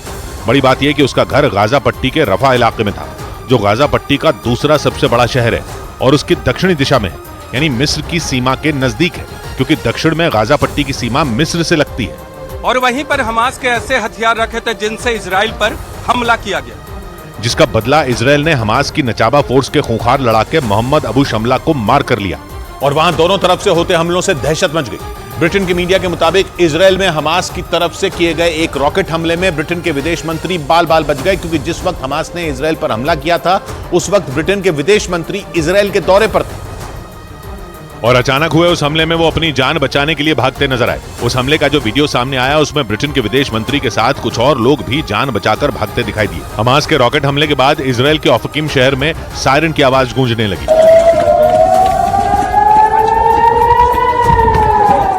जिसके बाद सभी लोगों ने एक इमारत के अंदर छिपकर जान बचाई। इस घटना की जानकारी मिलते ही ब्रिटेन में हड़कंप मच गया। ब्रिटेन के विदेश मंत्रालय ने ट्वीट कर जानकारी दी कि हमास के हमले में ब्रिटेन के विदेश मंत्री सुरक्षित हैं। ब्रिटेन ने इजराइल पर हमास के आतंकियों के हमले की निंदा की और जंग में इजराइल का साथ देने का ऐलान किया, जिसके बाद इजराइल ने समंदर के रास्ते भी गाजा पर हमले जारी रखे और वहां पर हमास के ठिकानों का नामो निशान मिटा दिया। हमास के हमले के बाद इजराइल ने आसमान से गाजा पट्टी पर कहर बरपाया, लेकिन एक दिन पहले उसने समंदर से भी हमले शुरू कर दिए, जो अगले दिन भी जारी रहे और भूमध्य सागर में हमास के ठिकाने धुआं धुआं होते रहे। यानी हमास और इजराइल की जंग ने भूमध्य सागर में भी हलचल मचा दी, क्योंकि लगातार दूसरे दिन हमास के ठिकानों पर इजराइल की मिसाइलों की बारिश हुई, जो एक के बाद एक हमास के ठिकानों से टकराईं और एक एक करके हमास के एक दो नहीं बल्कि कई ठिकानों को बर्बाद कर दिया। इजराइल ने जानकारी दी कि उसने अब तक हमास की 1000 से ज्यादा ऐसी यूनिट उड़ा दी जो घरों के अंदर बनाई गई थी, तो वहीं एयर स्ट्राइक में 150 से ज्यादा ऐसी इमारतों को खत्म कर दिया गया जहां हमास के दफ्तर थे। यानी इजराइल का कहना है कि गाजा में हमास का खेल करीब करीब खत्म हो गया है। लेकिन इस चक्कर में गाजा में आम लोगों की दुर्दशा हो गई, क्योंकि केवल रात में हुए हमले में 50 से ज्यादा लोगों की मौत हो गई और 250 से ज्यादा लोग घायल हो गए। और इस बीच आशंका जताई जा रही है कि हमास के आतंकियों ने इजराइल के बंधकों को गाजा पट्टी में बनी गुप्त सुरंगों में कैद कर दिया है, जिसकी वजह से इजरायली सेना को उन्हें तलाशने में बेहद मुश्किल हो रही है। हालांकि इजराइल की सेना बमों और मिसाइलों की बारिश करके पूरे गाजा को मलबे में तब्दील करने में जुटी है, ताकि हमास का एक भी आतंकी बच न सके। लेकिन 6 दिनों से लगातार हमलों के बाद भी इजराइल की सेना और वहां की खुफिया एजेंसी मोसाद इस बात का पता नहीं लगा सकी कि 150 बंधकों को हमास के आतंकियों ने कहां छिपा कर रखा है। इजराइल की खुफिया एजेंसी के एक पूर्व अधिकारी के मुताबिक हमास ने गाजा पट्टी में जमीन के नीचे सुरंगों का एक ऐसा जाल फैला रखा है जिससे पार पाना आसान नहीं है, या यूं कह सकते हैं कि हमास ने गाजा में सुरंगों का एक शहर बसा रखा है और जिनमें हमास के कई बड़े आतंकी भी छिपे हुए हैं। इसके अलावा उन सुरंगों में उनके हथियारों का जखीरा भी छिपा है। आशंका जताई जा रही है कि 150 बंधकों को उन्हीं गुप्त सुरंगों में कैद किया गया है। हालांकि उन बंधकों को हमास के कैद से बचाने के लिए इजराइल की सेना की स्पेशल यूनिट शैरत मत्कल एक बड़े ऑपरेशन में जुट गई। ब्रिटेन के अखबार द डेली टेलीग्राफ के मुताबिक इजरायली सेना की इस खुफिया यूनिट को सभी 150 बंधकों को हमास के ठिकानों से सुरक्षित बचाने की जिम्मेदारी दी गई है और ये स्पेशल यूनिट बिना रुके सभी बंधकों का पता लगाने में जुट गई। हमास के आतंकियों ने 150 बंधकों को छोड़ने के बदले में फिलिस्तीन के उन 5000 कैदियों की रिहाई की मांग की है जो इजराइल की जेलों में बंद हैं। हमास ने चेतावनी दी कि अगर इजराइल की सेना ने गाजा पर बमबारी नहीं रोकी और कैदियों को रिहा करने की उनकी शर्त नहीं मानी तो सभी बंधकों को मार दिया जाएगा। लेकिन ब्रिटेन के अखबार द डेली टेलीग्राफ के मुताबिक इजराइल की सेना ने बंधकों को बचाने के लिए शैरत मत्कल नाम की अपनी स्पेशल यूनिट को जिम्मेदारी दे दी है, जिसे ऐसे ऑपरेशन को अंजाम देने में महारत हासिल है। इससे पहले भी इस यूनिट ने अफ्रीकी देश युगांडा में अपनी बहादुरी और सूझबूझ से 108 इजरायली बंधुकों को सुरक्षित बचाया था। इसी यूनिट ने लेबनान और मिस्र से भी इजरायल के बंधुकों को बचाने के लिए सफल ऑपरेशन चलाया था। लेकिन इस बार उनका सामना फिलिस्तीन के चरमपंथी संगठन हमास के उन लड़ाकों से है जिन्हें बेहद खतरनाक माना जाता है। इजरायल की मीडिया के मुताबिक हमास के इन लड़ाकों को खास तौर से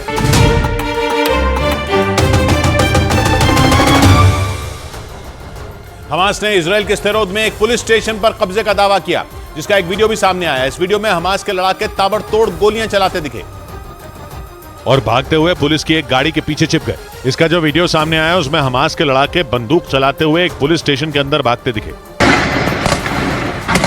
इस दौरान वहां मौजूद इजरायल पुलिस के जवान भी उनका सामना करने के लिए पूरी तरह तैयार दिखे। तभी अचानक वहां जोरदार फायरिंग शुरू हो गई। इसके बाद काफी देर तक वहां दोनों तरफ से ताबड़तोड़ गोलियां चली, जिसके बाद हमास ने दावा किया कि उसके लड़ाकों ने वहां मौजूद इजरायल पुलिस के जवानों की जान ले ली और उस पुलिस थाने पर कब्जा कर लिया। लेकिन स्तेरोद में हमास के हमले के बाद वहां इजरायल की सेना ने जोरदार पलटवार किया। इजरायल की सेना ने गाजा पर अपने खतरनाक टैंकों से गोले दागे और भारी गोलीबारी की, क्योंकि सुबह के वक्त हमास ने स्तेरोद पर दोबारा रॉकेट दाग दिया, जो एक एम्बुलेंस के पास जाकर गिरा। इस हमले में एम्बुलेंस के शीशे टूट गए और कई जगह गोली लगने जैसे निशान बन गए। इजरायल की सेना के मुताबिक ये रॉकेट गाजा से दागे गए थे। इजरायल का स्तेरोद शहर हमास के कब्जे वाले गाजा की सीमा से लगा हुआ है। गाजा से इसकी दूरी सिर्फ 4 किलोमीटर ही है। इसी वजह से हमास के आतंकी लगातार इस शहर को निशाना बना रहे हैं और वहां के लोगों पर हमले कर रहे हैं। हालांकि हमास के रॉकेट हमले के बाद इजरायल की सेना तुरंत एक्शन में आ गई और गाजा की तरफ टैंक से गोले दागकर पलटवार किया। इससे पहले 7 अक्टूबर को भी हमास के आतंकी स्तेरोद शहर में घुस गए थे और जमकर गोलीबारी की थी।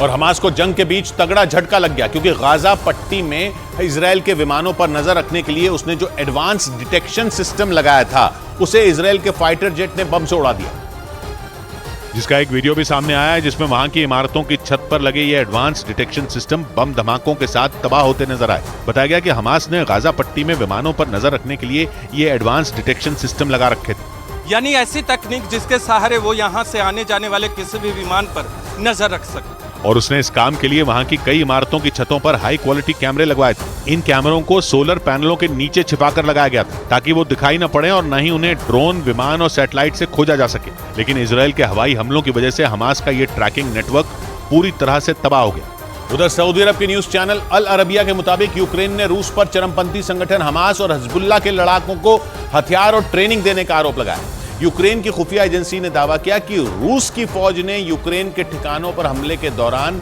बड़े पैमाने पर हथियार जब्त किए थे और आरोप लगाया कि रूस ने उनमें ज्यादातर हथियारों को हमास और हिजबुल्लाह को सप्लाई कर दिया। यूक्रेन की खुफिया एजेंसी के मुताबिक उन चरमपंथी संगठनों को रूस ने जो हथियार दिए, उनमें वो हथियार भी शामिल थे जो यूक्रेन को पश्चिमी देशों से मदद के तौर पर मिले थे। दावा किया जा रहा है कि रूस ने ऐसा यूक्रेन को बदनाम करने के लिए किया है, ताकि इजरायल का सहयोग करने वाले अमेरिका समेत पश्चिमी देश यूक्रेन को हथियारों की सप्लाई रोक दे। इतना ही नहीं, यूक्रेन की खुफिया एजेंसी ने दावा किया कि रूस की प्राइवेट आर्मी कहे जाने वाले वैगनर ग्रुप ने हमास के लड़ाकों को ट्रेनिंग दी थी, ताकि वो इजरायल के खिलाफ उन ड्रोन और मिसाइलों का इस्तेमाल कर सके जो उन्होंने रूस से हासिल की। यानी यूक्रेन ने रूस पर सीधे सीधे इजरायल के खिलाफ काम करने का आरोप लगा दिया, जबकि रूस ने उल्टा यूक्रेन को ही हमास का मददगार बता दिया। रूस के मीडिया के मुताबिक वहां की सेना के एक अधिकारी ने दावा किया कि हमास के हमले से पहले इजरायल की सेना के कई जवान यूक्रेन की राजधानी कीव में मौजूद थे और वो पिछले कई महीनों से रूस के खिलाफ लड़ाई के लिए यूक्रेन के सैनिकों को ट्रेनिंग दे रहे थे, जिसमें आधुनिक ड्रोन उड़ाने से लेकर खतरनाक बंदूकें चलाने तक के गुर सिखाए जा रहे थे।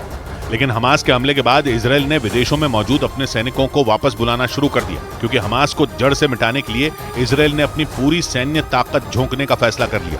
रूस की सेना के उस अधिकारी के मुताबिक इसीलिए इजरायल ने अपने उन सैनिकों को भी लौटने को कह दिया जो कीव में यूक्रेन की सेना को ट्रेनिंग दे रहे थे। उधर ईरान के राष्ट्रपति इब्राहिम रईसी ने इजरायल और हमास के बीच जारी जंग के मुद्दे पर सऊदी अरब के प्रिंस मोहम्मद बिन सलमान से फोन पर बातचीत की। दोनों देशों ने इसी साल अपनी दुश्मनी भुलाकर दोस्ती की है, जिसके बाद पहली बार ईरान के राष्ट्रपति इब्राहिम रईसी ने सऊदी अरब के प्रिंस मोहम्मद बिन सलमान को फोन किया। न्यूज एजेंसी रॉयटर्स के मुताबिक दोनों नेताओं ने फिलिस्तीन के खिलाफ हो रही कार्रवाई को जल्द रोकने पर जोर दिया। इस बीच अमेरिकी राष्ट्रपति बाइडेन के बाद वहां की उपराष्ट्रपति कमला हैरिस ने भी इजरायल के प्रधानमंत्री बेंजामिन नेतन्याहू से फोन पर बात की। इस बातचीत में कमला हैरिस ने भी इजरायल को अमेरिका की तरफ से पूरा समर्थन देने का वादा किया और इसके साथ ही उन्होंने हमास के हमलों की कड़ी निंदा भी की। कमला हैरिस ने दो टूक कहा कि आतंकवाद को किसी भी कीमत पर बर्दाश्त नहीं किया जाएगा।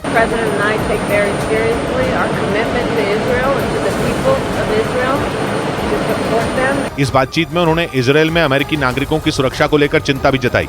और खबर है कि जंग के बीच फिलिस्तीन के राष्ट्रपति महमूद अब्बास अमेरिका के विदेश मंत्री एंटनी ब्लिंकन से मुलाकात करेंगे। अमेरिका के न्यूज चैनल CNN के मुताबिक PLO यानी पैलेस्टीन लिबरेशन ऑर्गेनाइजेशन ने यह जानकारी दी और बताया कि इजरायल से छिड़े युद्ध को लेकर अम्मान में फिलिस्तीन के राष्ट्रपति पहले जॉर्डन के किंग से मिलेंगे। इसके बाद वहां अमेरिकी विदेश मंत्री एंटनी ब्लिंकन से भी उनकी मुलाकात होगी। और इसी बीच अमेरिका ने एक ऐसा ऐलान कर दिया, अगर इजरायल के खिलाफ मुस्लिम देशों ने मोर्चा खोला तो वो उसकी मदद के लिए अपनी पूरी ताकत झोंक देगा। अमेरिकी सेना के एक रिटायर्ड जनरल के मुताबिक अमेरिका ने इजरायल और हमास के बीच जारी जंग में कूदने का मन बना लिया है। लेकिन माना जा रहा है कि अमेरिका तब तक इस जंग में शामिल नहीं होगा जब तक इजरायल को घेरने के लिए ईरान और सीरिया भी हमास के साथ न खड़े हों। अमेरिकी सेना के रिटायर्ड जनरल बैरी मैकैफी के मुताबिक अमेरिका हमास के हर कदम पर नजर बनाए हुए है। इसके अलावा उसकी पैनी निगाह ईरान और सीरिया जैसे देशों पर भी है, क्योंकि इजरायल का आरोप है कि हमास ने उस पर यह हमला ईरान के दम पर ही किया। इजरायल का मानना है कि हमास जैसे ही हार के करीब पहुंचेगा, उसे बचाने के लिए ईरान और सीरिया अपनी ताकत झोंक देंगे। इसी वजह से अमेरिका के जंग में उतरने का अंदेशा भी जताया जा रहा था। और अब अमेरिकी सेना के रिटायर्ड जनरल ने भी दावा कर दिया कि अमेरिका इसके लिए तैयार बैठा है। मतलब अगर ईरान ने इजरायल पर एक मिसाइल भी दागी तो अमेरिका समंदर और आसमान के रास्ते इन देशों को पूरी तरह तबाह कर देगा। इस बीच अमेरिका के पूर्व राष्ट्रपति डोनाल्ड ट्रंप ने इजरायल पर हमास के हमले के लिए बाइडेन सरकार की नाकामी को जिम्मेदार ठहरा दिया। उन्होंने सीधा आरोप लगाया कि जब से बाइडेन राष्ट्रपति बने हैं तब से अमेरिका के दुश्मनों की चांदी हो गई है। जबकि इजरायल पर हमला होते ही अमेरिका तुरंत एक्शन में आ गया। उसने इजरायल की मदद के लिए बिना देरी किए अपने एयरक्राफ्ट कैरियरों से लेकर फाइटर जेट और दूसरे हथियार रवाना कर दिए। मगर ट्रंप ने बाइडेन को ही इस फसाद की जड़ बता दिया। Crooked Joe Biden came along and tossed Israel to the bloodthirsty jihadists. Trump ने अपनी रैली में बाइडेन को बेईमान तो बताया ही, ये भी दावा किया कि बाइडेन ने उनके ईरान पर लगाए कड़े प्रतिबंधों में ढील दी, जिससे ईरान की हिम्मत इतनी बढ़ गई कि उसने इजरायल पर हमला करवा दिया। यही नहीं, ट्रंप ने अपने समर्थकों को इस बात से भी आगाह किया कि बाइडेन के गलत फैसलों की वजह से तीसरा विश्व युद्ध छिड़ने वाला है। Most corrupt and incompetent president in our history. We're closer to World War III. Trump ने दावा किया कि अगर वो दोबारा अमेरिका के राष्ट्रपति बने तो हमास को जड़ से खत्म कर देंगे। जबकि बाइडेन का हमास पर कोई जोर नहीं।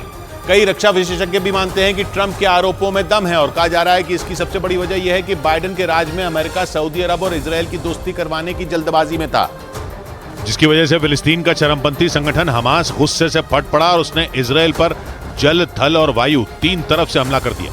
ऐसा इसलिए क्योंकि सऊदी अरब पश्चिम एशिया का एक बड़ा और ताकतवर मुस्लिम देश है जो हमेशा फिलिस्तीन के लोगों के हक की बात करता रहा है। मगर बाइडेन उस सऊदी अरब को ही इजरायल का दोस्त बनवाने में लगे थे। अगर सऊदी अरब जैसा अहम साथी भी इजरायल के पाले में चला जाता तो फिलिस्तीन के साथ कौन बचता।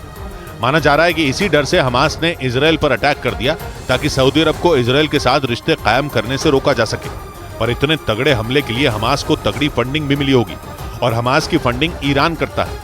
डोनाल्ड ट्रंप ने ईरान पर सख्त प्रतिबंध लगाए थे, मगर ईरान से परमाणु डील फिर शुरू करने के लिए अमेरिका ने उस पर लगे कई प्रतिबंधों में ढील दे दी। माना जा रहा है कि इसी वजह से ईरान की माली हालत सुधर गई और उसने वो पैसा हमास को ट्रांसफर कर दिया और इजरायल के खिलाफ मोर्चा खोलने की तैयारी शुरू कर दी।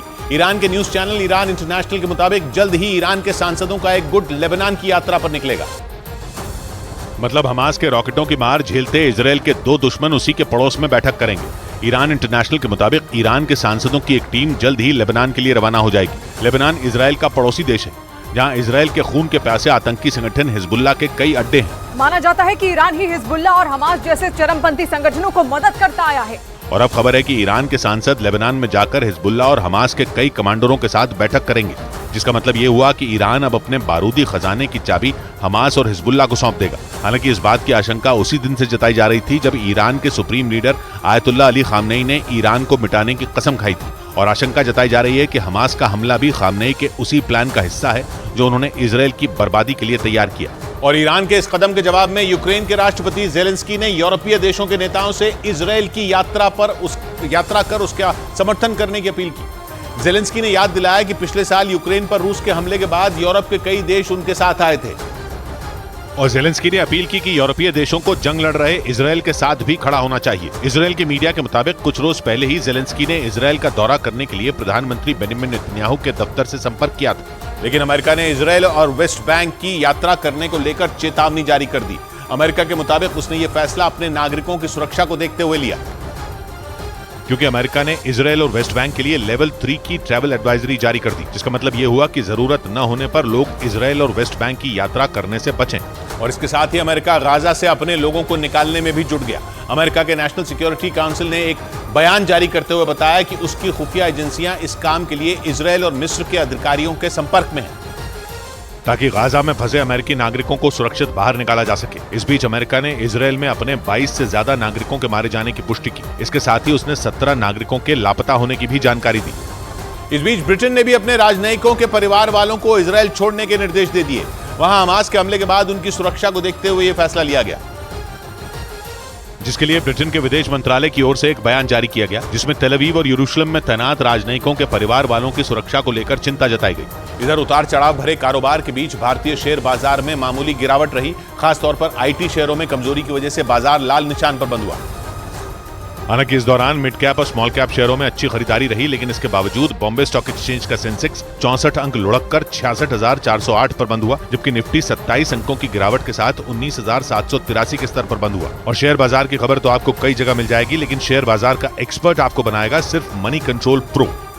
उधर इजराइल जंग के बीच कच्चे तेल की कीमतों में तेजी ने अमेरिका और यूरोप समेत दुनिया की कई बड़ी अर्थव्यवस्थाओं की टेंशन बढ़ा दी, क्योंकि दावा किया जा रहा है कि अगर इजराइल में चल रही जंग का दायरा बढ़ा तो कच्चे तेल की कीमत $100 प्रति बैरल के पार पहुंच सकती है। और अगर ऐसा हुआ तो पूरी दुनिया के सामने आर्थिक संकट खड़ा हो जाएगा। पिछले साल यूक्रेन जंग के बाद भी तेल की कीमतों में लगी आग ने पूरी दुनिया के सामने मुसीबत खड़ी कर दी थी। इजराइल पर हमास के हमले से पहले कच्चे तेल की कीमत $82 प्रति बैरल के करीब थी, लेकिन पिछले 2 दिन से कच्चा तेल $86 के पार बना हुआ है। ये तेजी करीब 5% की है। लेकिन टेंशन इस बात की है कि अगर ये जंग लंबी छिड़ी या ईरान इस जंग में शामिल हुआ तो कच्चा तेल $100 प्रति बैरल के पार पहुंच सकता है।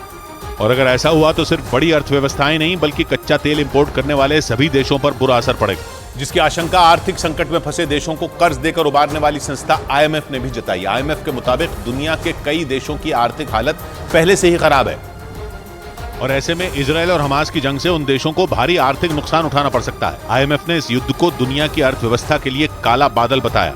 इस बीच एक ऐसी फर्जी खबर उड़ी जिसने सिर्फ पश्चिम एशिया ही नहीं बल्कि पूरी दुनिया में हड़कंप मचा दिया। दावा किया गया कि पश्चिम एशिया के देश कतर ने धमकी दी कि अगर इजराइल ने गाजा पट्टी पर हमले नहीं रोके तो कतर पूरी दुनिया को गैस सप्लाई रोक देगा, पर बाद में पता चला कि यह फेक न्यूज थी। लेकिन सोशल मीडिया प्लेटफॉर्म एक्स पर जिस कतर अफेयर्स नाम के अकाउंट से खबर शेयर हुई वो वेरीफाइड है, और कतर फिलिस्तीन का पुराना समर्थक भी है, जो फिलिस्तीन के लोगों के लिए एक अलग देश की मांग उठाता रहा है। कतर नेचुरल गैस का भी बड़ा उत्पादक है, इसलिए लोगों ने कतर अफेयर्स की पोस्ट को सच मान लिया कि वाकई कतर ने धमकी दी है कि अगर गाजा पर बमबारी नहीं रुकी तो कतर पूरी दुनिया को गैस की सप्लाई रोक देगा। मगर विशेषज्ञों ने बताया कि कतर अफेयर्स नाम का यह अकाउंट खुद को कतर के एक न्यूज सोर्स के तौर पर दिखाता है, जबकि ऐसा है नहीं। अकाउंट के हैंडल में अंग्रेजी में कतर की स्पेलिंग भी गलत लिखी है। लेकिन गाजा में जारी भीषण हमलों में संयुक्त राष्ट्र के 11 कर्मचारियों की मौत हो गई। बताया गया कि मारे गए लोगों में टीचर, डॉक्टर और इंजीनियर समेत कई दूसरे कर्मचारी शामिल थे, जो गाजा में संयुक्त राष्ट्र की ओर से फिलिस्तीन के शरणार्थियों के लिए काम कर रहे थे। संयुक्त राष्ट्र के मुताबिक गाजा में उसकी मदद से चल रहे स्कूलों के 30 छात्र भी इन हमलों में मारे गए। और वहां मचे नरसंहार के बाद संयुक्त राष्ट्र के सुरक्षा परिषद की एक और अहम बैठक होने जा रही है। इससे पहले सुरक्षा परिषद में हमास के इजराइल पर हमले के अगले ही दिन एक आपात बैठक हुई थी, जिसमें अमेरिका ने सुरक्षा परिषद के सभी सदस्य देशों से इजराइल पर हमास के हमले की निंदा करने की मांग की थी। लेकिन अमेरिका के उस प्रस्ताव को सुरक्षा परिषद के सभी सदस्य देशों ने नहीं माना था, जिसके बाद इस मुद्दे पर एक और बैठक बुलाई गई। उधर कनाडा के मशहूर गायक जस्टिन बीबर को सोशल मीडिया पर जंग से जुड़ी एक पोस्ट करना भारी पड़ गया। उन्होंने इस पोस्ट के जरिए इजराइल का समर्थन करते हुए तस्वीर लगाई, लेकिन उस तस्वीर में इजराइल नहीं बल्कि गाजा के तबाह हुए एक हिस्से को दिखाया गया, जिससे लोगों ने सोशल मीडिया पर गायक जस्टिन बीबर को ट्रोल करना शुरू कर दिया, जिसके थोड़ी देर बाद उन्होंने उस तस्वीर को अपने इंस्टाग्राम से हटा लिया। इस बीच इजराइल पर हमास के हमले के पहले ही दिन हमास के लड़ाकों को एक महिला सैनिक के आगे मात खानी पड़ी थी। खबर के मुताबिक गाजा की सीमा के करीब एक गांव पर हुए हमले के दौरान इजराइल की इनबर लिबरमैन नाम की उस सैनिक ने गांव के लोगों की मदद से हमास के 25 लड़ाकों को मार गिराया था। क्योंकि जब हमास ने शनिवार को अचानक हमला किया तो दक्षिण इजराइल के ज्यादातर हिस्से धमाकों से गूंज उठे थे। रॉकेटों की बारिश के बाद हमास के लड़ाके अलग अलग इलाकों में घुस गए, और इस दौरान गाजा से करीब 10 किलोमीटर दूर मौजूद नीगम नाम के उस गांव के लोग भी दहशत में आ गए। लेकिन इजराइल के मीडिया के मुताबिक वहां तैनात इनबर लिबरमैन की सूझबूझ और बहादुरी ने कई लोगों की जान बचाई, क्योंकि दावा किया गया कि 25 साल के इनबर ने नीगम गांव के 12 लोगों का एक ग्रुप बनाकर उन्हें हथियार थमा दिए और गांव में घुसने के अहम रास्तों पर उन लोगों को तैनात कर दिया गया। इजराइल के मीडिया के मुताबिक जैसे ही हमास के लड़ाकों ने नीगम गांव में घुसने की कोशिश की, उन्हें इनबर की टीम ने मार गिराया। दावा किया गया कि हमास के 5 लड़ाकों को तो अकेले इनबर लीबरमैन ने ही मौत के घाट उतार दिया था।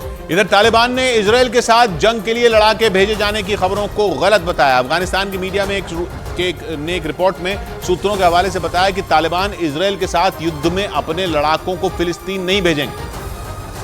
जबकि कुछ रोज पहले बेलारूस की समाचार एजेंसी नेक्स्टा के मुताबिक तालिबान ने यह दावा किया था कि अगर ईरान, इराक और जॉर्डन रास्ता दें तो उनके लड़ाके इजराइल जाकर यरूशलेम को जीत लेंगे और इजराइल का नामो निशान मिटा देंगे। लेकिन अब खबर आ रही है कि तालिबान ने संघर्ष से दूर रहने का फैसला कर लिया और गाजा पर अपने लड़ाके भेजने की खबरों को भी गलत बताया। हालांकि इस मामले पर तालिबान ने अभी तक खुलकर अपना पक्ष नहीं रखा है, लेकिन वहां के मीडिया के मुताबिक तालिबान इजराइल और फिलिस्तीन के चरमपंथी संगठन हमास के बीच छिड़े युद्ध से दूरी बनाना चाहते हैं। दोनों के बीच हो रहे इस युद्ध में अमेरिका, ब्रिटेन, फ्रांस और ऑस्ट्रेलिया इजराइल का साथ दे रहे हैं, जबकि ईरान और सऊदी अरब समेत कुछ देश फिलिस्तीन के साथ खड़े नजर आए। उधर दावा किया गया कि फिलिस्तीन के चरमपंथी संगठन हमास के इजराइल पर हमलों के बीच ईरान की मीडिया और अधिकारियों ने उसके खिलाफ मुहिम छेड़ दी। यानी इजराइल का कट्टर दुश्मन ईरान उसे किसी भी कीमत पर बर्बाद करने की ठान चुका है, क्योंकि आरोप लगा कि चरमपंथी संगठन हमास के इजराइल पर भीषण हमले से 3 दिन पहले ही ईरान के मीडिया में ऐसी खबरें सामने आने लगी थी जो तबाही की तरफ इशारा कर रही थी। वहीं शनिवार की सुबह हमास की तरफ से किए गए भीषण हमलों के बीच जब इजराइल में लाशों का ढेर लग रहा था, उस वक्त भी ईरान से हैरान करने वाली तस्वीरें सामने आ रही थी, जिनमें वहां जश्न का माहौल देखा गया। यही वजह रही कि हमले के बाद अमेरिका के अखबार द वॉल स्ट्रीट जर्नल ने अपनी रिपोर्ट में दावा किया कि ईरान के ही इशारे पर हमास ने इजराइल में कत्लेआम मचाया। हालांकि ईरान और इजराइल शुरुआत से ही एक दूसरे के दुश्मन नहीं थे, क्योंकि न दोनों देश एक दूसरे के पड़ोसी हैं और न ही दोनों के बीच जमीन का कोई विवाद है, लेकिन उनके बीच सारी लड़ाई सिर्फ धर्म की है। और 1979 की क्रांति के बाद ईरान ने खुद को इस्लामी राष्ट्र घोषित कर दिया था। तब से लेकर आज तक ईरान और इजराइल एक दूसरे के खून के प्यासे बने बैठे हैं। इस बीच इंटरनेशनल ओलंपिक कमेटी के अध्यक्ष थॉमस बाक ने भारत में होने वाले आईओसी के सेशन के लिए रिलायंस फाउंडेशन की तारीफ की। प्रधानमंत्री नरेंद्र मोदी 14 अक्टूबर को मुंबई में जियो वर्ल्ड सेंटर में आईओसी के सेशन का उद्घाटन करेंगे। रिलायंस फाउंडेशन की फाउंडर और chairperson Nita Ambani international Olympic committee की मेंबर है और भारत में आईओसी के सेशन के आयोजन में अहम भूमिका निभा रही हैं। इंटरनेशनल ओलंपिक कमेटी के अध्यक्ष थॉमस बाक ने इसके लिए रिलायंस फाउंडेशन की तारीफ की। I'm really deeply impressed what is being done there by Reliance and her team. Reliance foundation की फाउंडर और chairperson Nita Ambani international Olympic committee की सदस्य हैं। क्रिकेट वर्ल्ड कप के बीच 14 अक्टूबर को आईओसी यानी इंटरनेशनल ओलंपिक कमेटी का मुंबई में बहुत बड़ा इवेंट होने जा रहा है। पिछले 40 साल में पहली बार भारत आईओसी के सेशन की मेजबानी करेगा, जिसमें ओलंपिक्स में क्रिकेट को शामिल करने पर भी फैसला लिया जा सकता है। इधर भारत में इंटरनेशनल ओलंपिक कमेटी के सेशन के आयोजन पर ओलंपिक्स में गोल्ड मेडल विजेता नीरज चोपड़ा ने खुशी जताई। उन्होंने न्यूज 18 से बातचीत के दौरान बताया कि यह आयोजन भारत में खेलों के इतिहास में अहम कदम साबित होगा।